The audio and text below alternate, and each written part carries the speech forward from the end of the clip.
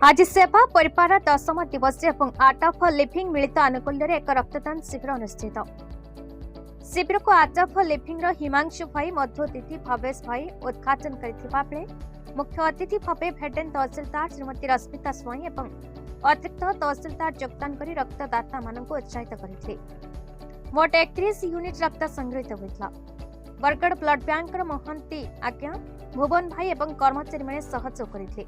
शेष में हीरा आज्ञा समस्त को धन्यवाद देते। सेवा परिवार तरफ सभापति नरेंद्र भाई, राकेश, प्रदीप, सौरभ, दुश्मन, सुशांत, सदनम, सुशांत भोई, घनश्याम, सोता, मानभंजन, कौतुक, निरंजन, रंजन, देवराज और आर्ट ऑफ लिविंग सब कार्यकर्ता सहयोग करते।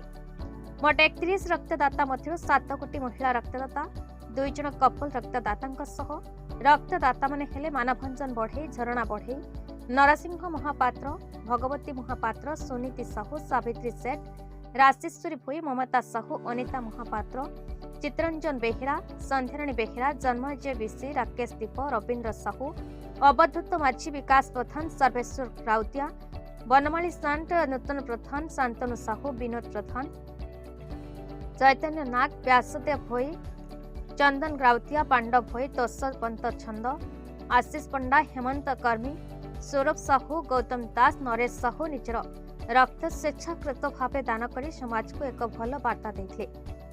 समस्त को धन्यवाद दे सभा सांग करते।